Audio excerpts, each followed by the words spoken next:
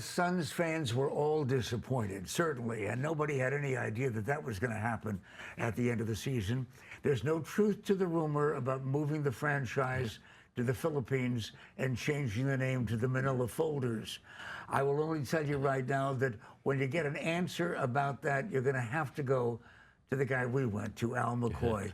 How many years doing play-by-play just with the Suns? 51 years, 51 great years with the Suns, Pat. All 51 of them great. You know, some were a little higher than others, but as I look back, pretty good ride. You must have been surprised, as everybody else was, considering the fact that we started the season with the big three, superstar team, a lot of other folks coming in off the bench, and everybody was shocked when we lost all of the games in the playoffs to the Timberwolves. Well, you know, I think everybody's had a chance to kind of look back just a little bit. The expectations, of course, were so high. The Suns had a new owner who already said he was willing to spend money to get talent and maybe get a championship.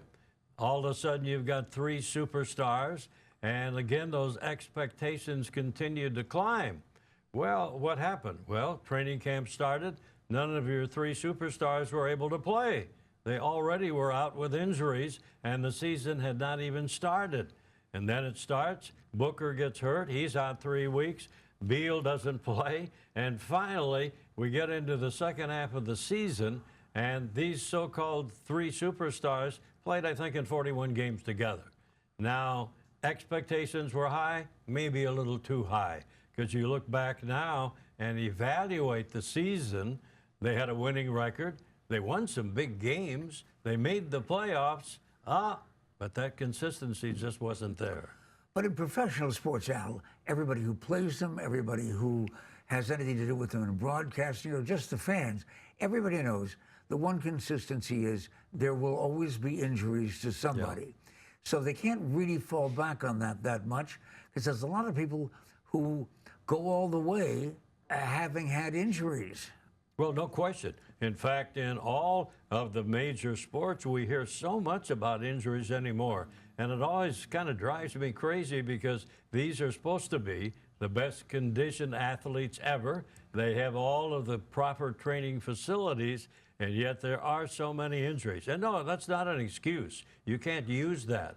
But I think the expectations were high. They thought that these three players were going to do it, and finally had to stop and realize that it takes more than three players to win a championship. You have 5 on an NBA basketball team, and you need at least 3 off that bench that can make a contribution. And I go back to that word, consistency, and unfortunately the Suns didn't have it this past year.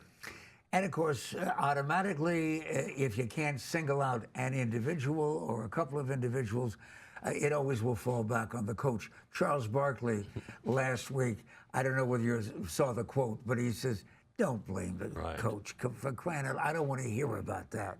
Well, right now, the Suns owner is evaluating everything, and I guess that includes the coaches, players, maybe broadcasters, although that's in my past now. But he's an owner, Matt Ishby, that really wants to win. And I think he's taking a closer look at all aspects of the Suns right now. In 51 years, you've been there through all of those players, all of those coaches, and also a number of owners. Yes. Is this guy somebody that belongs in the NBA? Well, I like to, when people ask me about him, here's what I say. He's young, he loves basketball, and he's got a lot of money. And that's a pretty good combination for the owner of any sports franchise. And he's done so much already that is almost unbelievable. Well, we'll all be watching as sports fans. And one other element that I want to bring up, because very few people, particularly with 51 years in NBA basketball, very few people know that you have done play-by-play for virtually every sport, including hockey. Yes. What becomes of the NHL in the Valley of the Sun? Well, I'm very, very disappointed that there's not going to be an NHL team in Phoenix. I love hockey. As you know, I did the old Phoenix Roadrunners in the Western Hockey League for 5 years. And there are hockey fans galore in Phoenix. The problem has been the ownership. The ownership of the Coyotes has not been good. And we've had owners who've gone through bankruptcy, don't know anything about the sport. I could go on and on and on, which I'm not going to do. I'm just saying it still is a town that has a lot of hockey fans. They have a great arena to play in already, and I hope that the NHL will return, and I feel badly that they have left. You know what? Every fan of every sport out there thinks, now, wait a minute, hold it. I want Al to go on and on and on. But we hope that you'll also enjoy retirement and listening to sports and occasionally popping up on the air doing a whole bunch of different things. Meanwhile, for me, all I can say is it'll never be the same unless he says it. But for me, thank you for joining us, and Shazam.